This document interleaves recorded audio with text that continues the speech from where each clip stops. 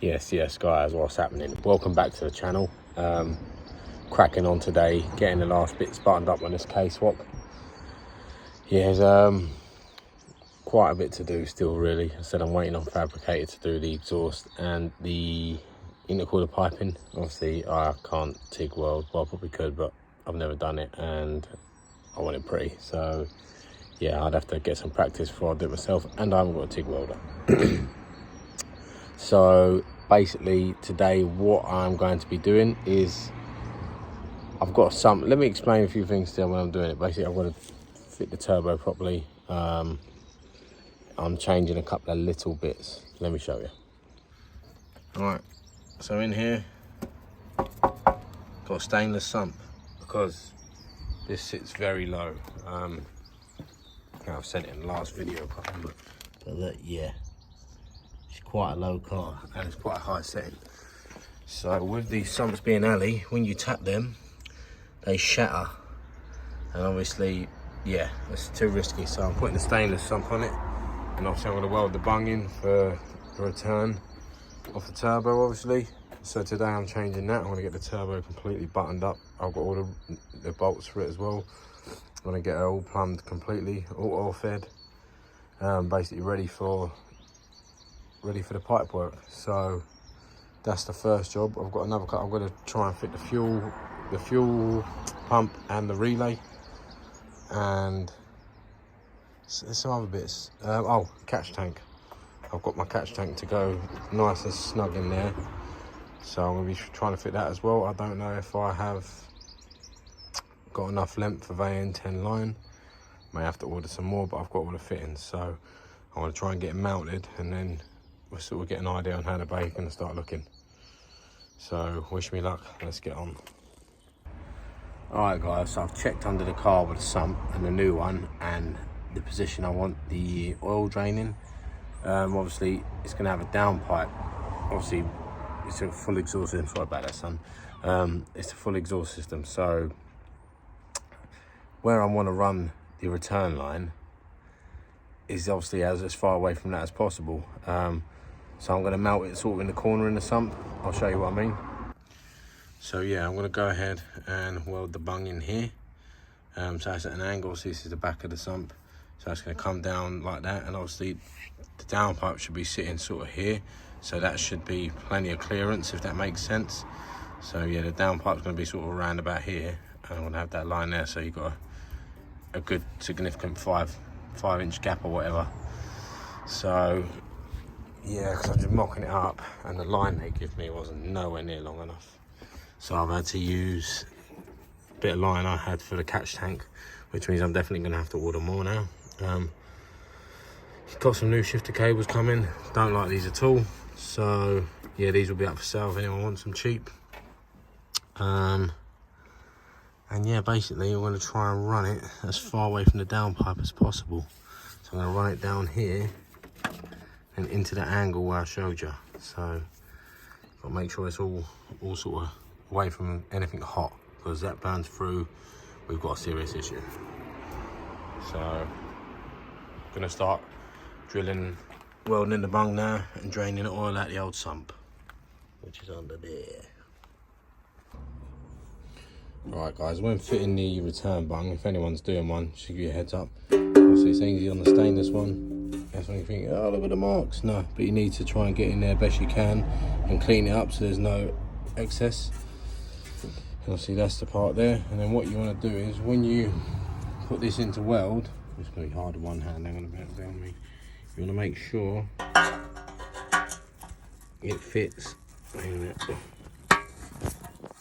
nice and snug like that. So that's not welding, that's in there. Obviously I'm going to weld it, but I'm saying that's solid, that ain't going to come out. So that just helps you weld now. So you're going to weld it around there. Maybe you can put a little dot on the inside as well. But yeah, I'm going to get on with it now. Just thought I'd show you as I'm doing it, so that if anyone is doing it, you know the best way to do it, because this is generally the best way. Look, that's flush, that's solid in there. So yeah, so I've got to get to welding this now, guys. Alright guys, today is another day. Look at the state of my hair. Slept well last night. I'm out here, I've got the flu, trapped nerve in my back, the usual old man symptoms. But today I'm gonna get some more work done. Obviously, same video, but I'm just continuing the clips.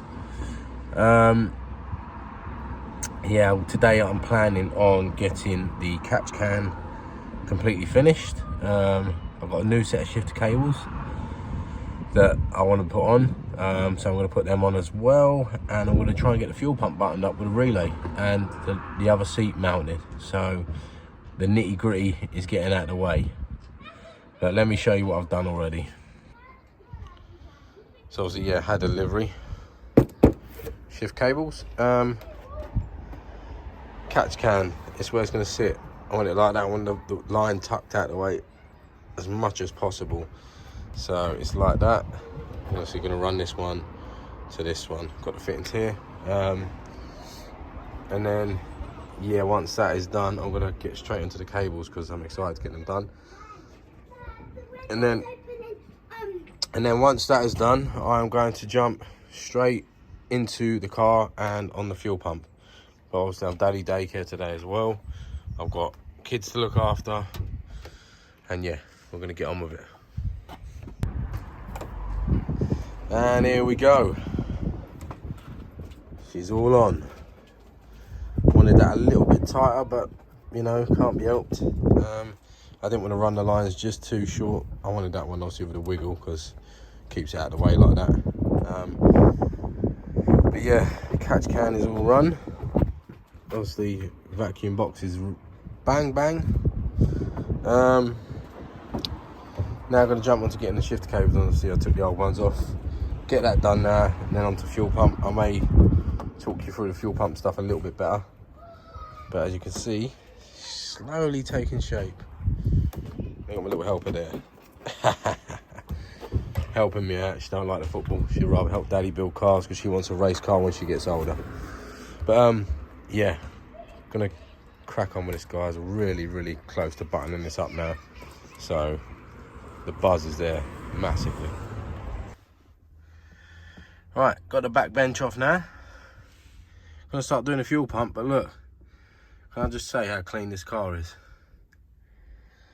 Tiniest amount of dust ever, but usually when you pull these back benches off, everyone I know, usually caked in rubbish, sweets, and crap. But look at the paint where everything is clean under here. Unbelievable. So I'm gonna get to it now, removing this one, and show you the one I'm fitting. And then I'm gonna run a relay from this wiring as the signal wire to the relay to the battery, and we're going to get the wiring bits done now. Right guys, got the fuel pump out. As you can see, I've gone ahead, got rid of the old one as well, but how clean the tank is as well. Like, usually when you see these tanks, they're absolute filthy, but obviously, oh, not even nothing there. It's absolutely sparkling in there. I know it's how you want your tank, but everyone I've ever taken apart has always been crap. So getting the, it's only a Sidetech 330 or 320 or something, I think. I'm not sure, but it's obviously an uprated pump. And I'm going to run it with a straight power feed to the battery. So we should have enough fuel in to make the power we want. I was going to finish off sorting the cradle and things like that. And then that'll be done, and then I'll be on to wiring. I should be able to show you or help you a little bit on how to do the wiring. Okay guys, it took me a little while to do that, you know, don't ask me why. It took me a minute though, but let's see if you can hear it. It's got the right key here. Ready? One click. Ready for the pump?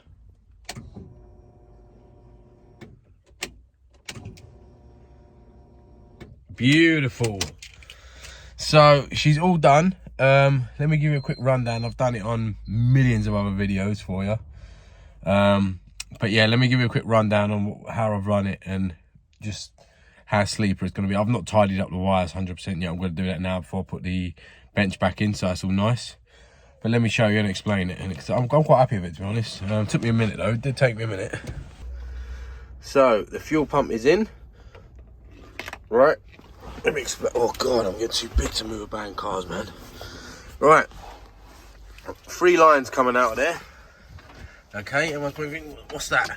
If you ain't done one before, Okay, one of them goes to the fuel, from the fuel pump straight to the relay. I can't remember what number. I'll try and throw up a picture, a diagram on how to run them, but one of them goes to the fuel pump on the relay, the other one goes to the signal wire. So this one will go to the signal wire, which it connects to this side of the loom, which will be yellow and green, and that will connect to that, which will go to the relay. And I said this one will go to the fuel pump directly, and then this from the fuel pump switch, this is the ground that goes directly to the fuel pump. So the fuel pump's ground out, it's powered, and it's got the switch. So that's how them three go.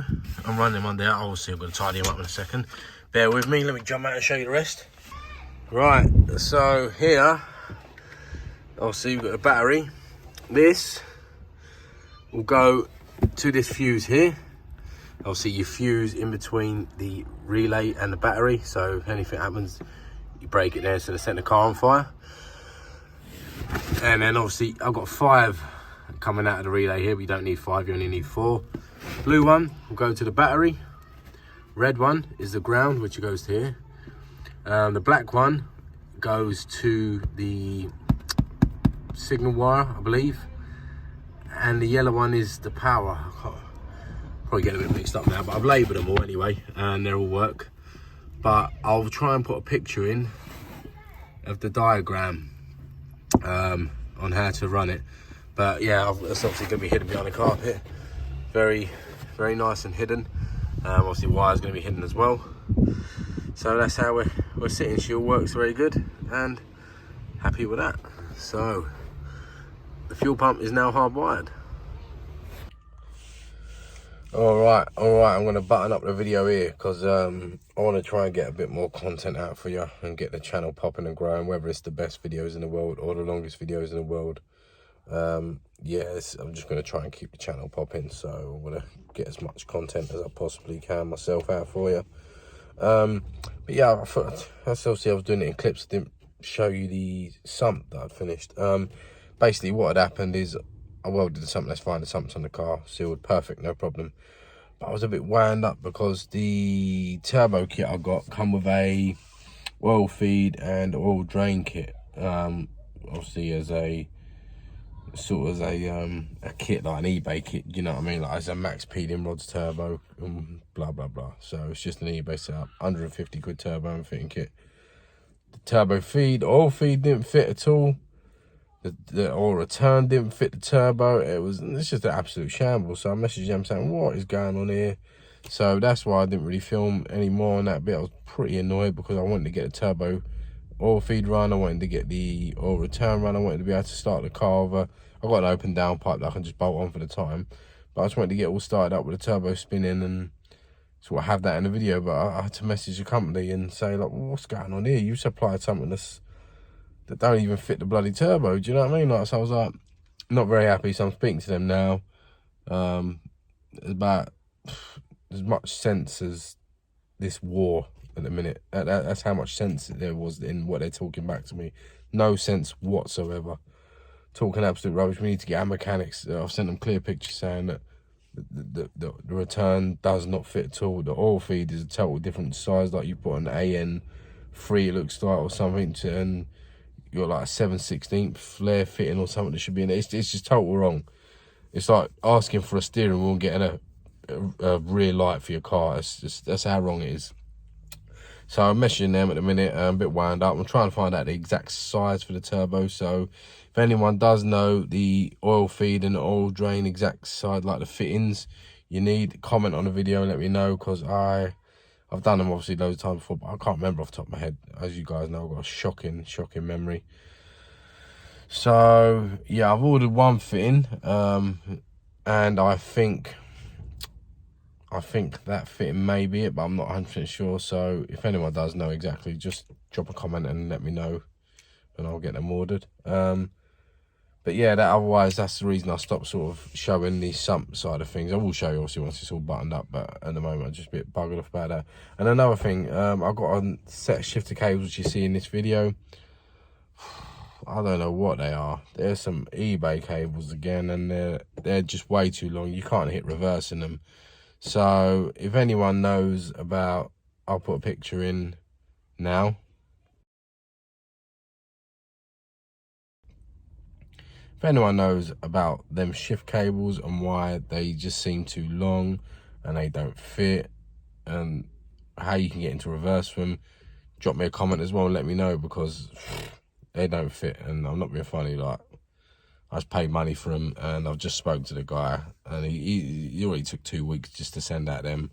Not happy at all, man, to be honest with you. I've just messaged him saying, look, if you've got another set like the original, I used to always get I'm not naming obviously anyone yet until it's resolved, but I used to always get my shifter set of him. Like, I've got quite a few of him before, the older style sets, and they've been bang on. And I said to him, I don't want this eBay set, I want a proper set. And he's like, yeah, and he sent me an eBay set. So I'm not very happy. I'm going to say to him, a couple of days, if he hasn't sorted out in 3 days and sent me some new shift cables, some decent ones, then I shall be getting a refund through PayPal and sending this rubbish back, because I ain't got time. I just want to get this car done. That's all I'm waiting on now, guys, really, is other people, not myself. Better shifter cables I want. I said the ones I just ordered again don't select reverse. So I want them. I'm waiting on, obviously, my fabricator. He's busy, bless him. Yeah, he's top man, so there's nothing bad to say about him. He's a busy man, he's got his own life and that. So as soon as he's ready, should be within 2 weeks, I hope, then we're going to get that buttoned up. I've got all the parts for that. But yeah, waiting on that, and then obviously waiting on these feeds for the turbo.